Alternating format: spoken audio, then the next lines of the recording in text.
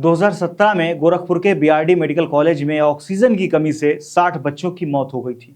नवंबर 2024 में झांसी के medical college में 10 नवजात बच्चे एनआईसीयू में लगी आग में झुलसकर मर गए थे। और अब बिजनौर का ये सरफराज बीमारी से नहीं मरा, इसे मारा है उत्तर प्रदेश की चौपट व्यवस्था ने। बिजनौर जिला अस्पताल में डायलिसिस के दौरान बिजली कटने से 26 साल के युवक की मौत हो गई। आरोप है कि अस्पताल में युवक का डायलिसिस चल रहा था, तभी बिजली चली गई। युवक का आधा खून मशीन में ही था। बिजली जाते ही मशीन बंद हो गई।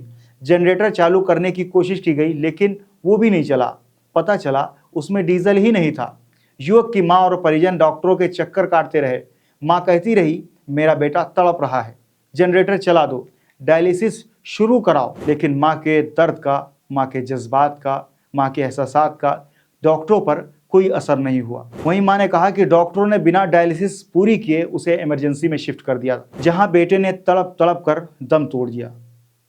पूरी घटना उस वक्त हुई जब जिले के सीडीओ पूर्ण बोरा अस्पताल निरीक्षण पर थे। डीएम जसजीत कौर ने अस्पताल पहुंचकर जांच के आदेश दिए। डीएम ने कहा, ये घोर लापरवाही है, दोषियों पर कड़ी कार्रवाई की जाएगी। नाटौर थाना क्षेत्र के फुलसंदा गांव निवासी सरफराज, जिसकी उम्र 26 साल थी, 5 साल पहले उसकी शादी हुई थी, उसके 2 बच्चे भी हैं।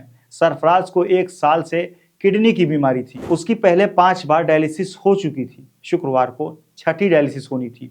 परिजन सुबह 9 बजे घर से निकले और सुबह 10:15 पर अस्पताल पहुंच गए थे। अस्पताल के स्टाफ ने परिजनों से बाहर से दवाइयां और इंजेक्शन मंगवाए। कुछ देर बाद सरफराज को तेज बुखार आया और हालत बिगड़ने लगी। 11 बजे डायलिसिस शुरू हुआ और 11:30 पर लाइट चली जाती है और मशीनें बंद हो जाती हैं।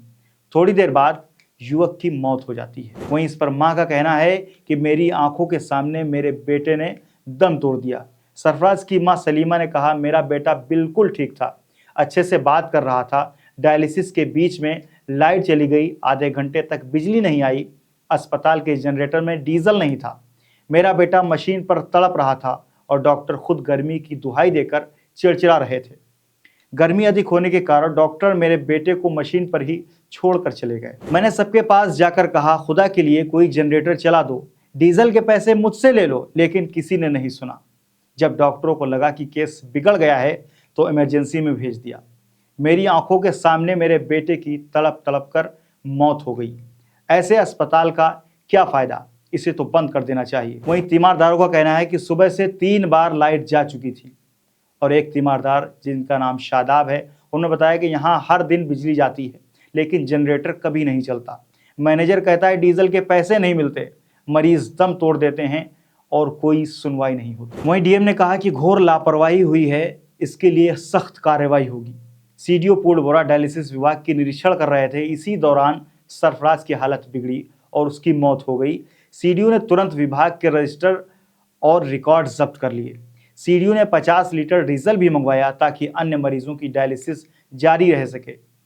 घटना की सूचना मिलने पर डीएम जसजीत कौर भी अस्पताल पहुंची। उन्होंने इसे घोर लापरवाही बताया और कार्रवाई की बात कही। वहीं बिजली विभाग का कहना है कि पावर कट क्यों हुआ, जांच की जा रही है। बिजली विभाग के सीनियर इंजीनियर उदय प्रताप ने कहा, अस्पताल का अलग सब स्टेशन निर्माणाधीन है, फिलहाल वो शहर की बिजली सप्लाई पर निर्भर है। पावर क्यों कट हुआ, इसकी जांच की जा रही है।